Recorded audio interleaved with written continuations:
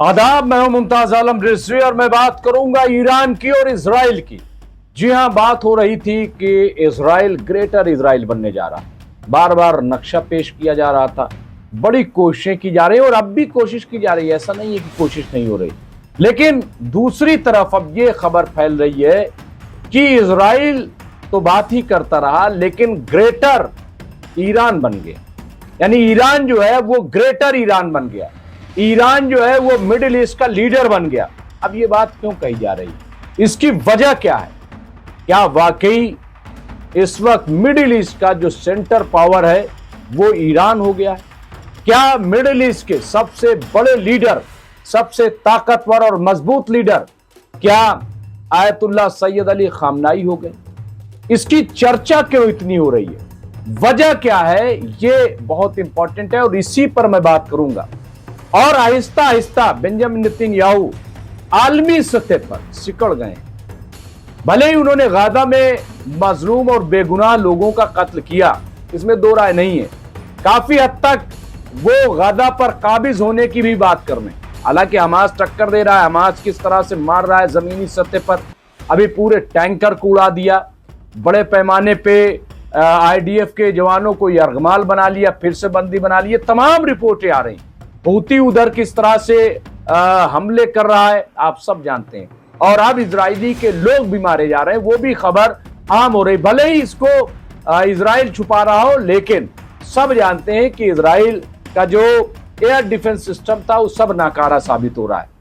सब, कोई भी अब वो काम नहीं कर रहा है, ये सब जानते हैं। तो बहरहाल अब दुनिया की सतह पर आप देखिए कि जो पहले इजराइल के दोस्त हुआ करते थे, चाहे फ्रांस हो, चाहे कनाडा हो, चाहे बर्तानिया हो, ये सब ममालिक, पूरा यूरोपीय यूनियन आज इजराइल के खिलाफ खड़ा हो गया। तो इसको क्या कहेंगे? क्या सियासी सतह पर और आलमी प्लेटफॉर्म पे क्या नेतन्याहू सिकुड़े नहीं? क्या वो सिमट नहीं गए? और यही नहीं, बल्कि डोनाल्ड ट्रंप भी अब बेंजामिन नेतन्याहू के पॉलिसी से खुश नहीं है, क्योंकि उनको लग रहा है कि इसकी वजह से, यानी इजराइल की वजह से उनका बहुत भारी नुकसान हो रहा है। उनके अपने दूर होते जा रहे हैं, पूरा ब्रिक्स मजबूत हो रहा है नेतन्याहू की वजह से, आसियान मजबूत हो रहा है नेतन्याहू की वजह से, न्यू वर्ल्ड ऑर्डर की बात अगर हो रही आज तो नेतन्याहू की वजह से। ये तमाम चीजें आप देखिए।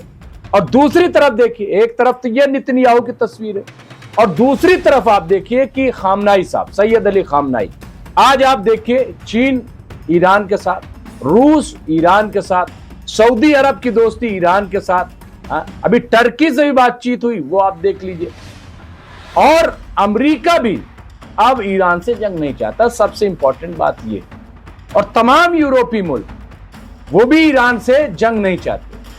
और डोनाल्ड ट्रंप, अगर देखिए ईरान ने क्या कहा कि अगर हमारे पास ताकत न होती, अगर हमें जवाब देने की अहलियत हमारे पास न होती, क्षमता न होती, तो अब तक अमेरिका हम पे हमला कर चुका हो, अब तक इजराइल हम पे हमला कर चुका होता।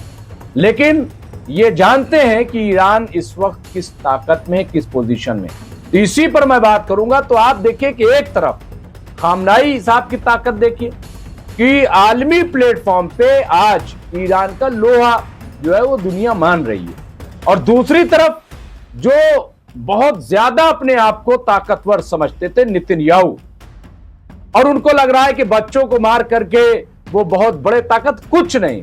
आज इजराइल के अंदर ही नेतन्याहू की जितनी मुखालफत हो रही है आप देख लीजिए। एक तरफ खामनाई साहब हैं जिनकी आवाज पर 40 लाख लोग जुमे की नमाज पढ़ने के लिए निकल आते हैं, और दूसरी तरफ नेतन्याहू हैं। आप देखिए कि उनके खिलाफ, उनके दफ्तरों पर उनके अपने लोग यानी इजरायली वो हमले कर रहे हैं। तो फर्क समझिए।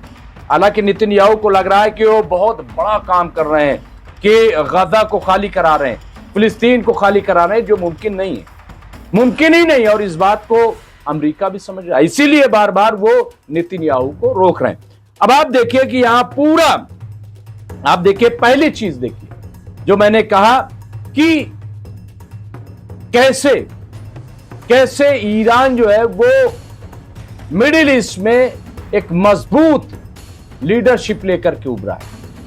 क्या आपको नहीं लगता कि पहली बार सऊदी अरब हो या कतर हो या यूएई हो, पहली बार उन्होंने अमेरिका को एक तरह से धमकी दी, खबरदार किया। और क्या कि आप ना तो इजराइल, यानी ना अमेरिका ना इजराइल, कोई भी ईरान पर हमला नहीं करेगा, ईरान पर हमला नहीं करेगा, ईरान का जो न्यूक्लियर प्रोग्राम है उस पर हमला नहीं करेगा।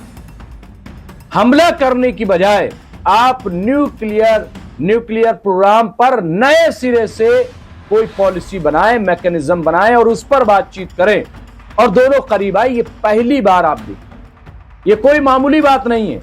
अब उसके आगे ये कहा कि दरअसल बात यह है कि अगर आप में से चाहे अमेरिका या इजराइल अगर ईरान पर हमला करते हैं तो ईरान रिएक्ट करेगा और वो हम पे हमला कर देगा, यानी इनके जो बेस हैं, अमेरिकी बेस, उस पे हमला शुरू हो जाएगा। और हम ये नहीं चाहते कि ईरान हम पे हमला करे, इसलिए आप जंग मत कीजिए, आप झगड़ा न कीजिए। ये कौन मुल्क कह रहे हैं?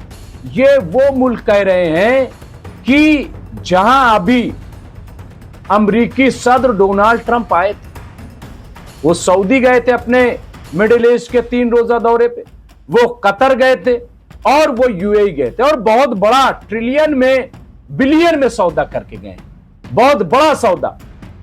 और जाकर के उन्होंने बताया भी कि किस तरह का हमने सौदा किया, जलील करने की कोशिश की।